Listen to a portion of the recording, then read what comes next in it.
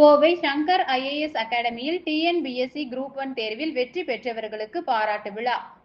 Kovai Shankar IAS அகாடமியில் சமீபத்தில் TNPSC group 1 தேர்வுகளில் வெற்றிகரமாக தேர்ச்சி பெற்ற 5 சாதனையாளர்களுக்கு பாராட்டு விழா நடைபெற்றது.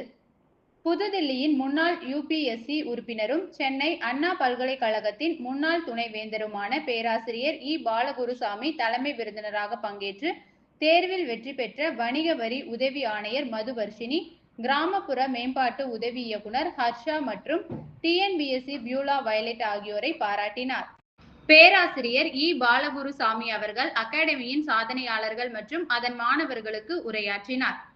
குடிமை பணி என்பது தேசத்தை கட்டி எழுப்புவதற்கான முதுகெலும்பு என்றும், மக்களுக்கு சேவை செய்வதே அரசு ஊழியர்களின் அடிப்படை கடமை என்றும் அவர் கூறினார். நல்லாட்சியை வழங்குவதில் அதன் முக்கியத்துவம் குறித்து பேசிய அவர், மக்களையும் அரசாங்கத்தையும் இணைக்கும் பாலமாக அரசு ஊழியர்கள் உள்ளனர் என்றும், 2047ஆம் ஆண்டுக்குள் இந்தியாவை வளர்ந்த நாடாக மாற்றுவது என்ற இந்திய அரசின் இலக்கை அடைய திறமையான அரசு ஊழியர்கள் மிக முக்கியமானவர்கள் என்றும் கூறினார். அரசாங்கத்தின் இந்த மகத்தான கனவையும் விருப்பத்தையும் நனவாக்க அரசு ஊழியர்களும் அரசியல்வாதிகளும் அதற்காக கடுமையாக உழைக்க வேண்டும். இல்லையெனில் அது ஒரு அறிக்கையாகவே இருக்கும்.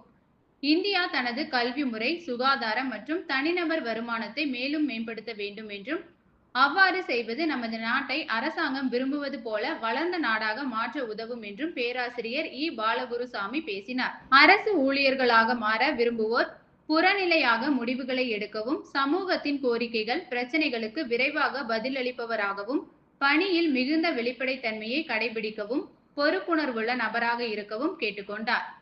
தங்கள் வாழ்க்கையில் சில விஷயங்களுக்கு இல்லை என்று சொல்ல கற்றுக்கொள்ளவும், எப்போதும் ஒழுக்க ரீதியாகவும் நெறிமுறை ரீதியாகவும் வலிமையான நபராக இருக்கவும் அறிவுறுத்தினார். இந்த நிகழ்வில் கோவை சங்கர் ஐஏஎஸ் அகாடமியின் மைய தலைவர் அருண் செந்தில்நாதன் மற்றும் விருந்தினர்கள், மாணவர்கள் என பலர் கலந்து கொண்டனர்.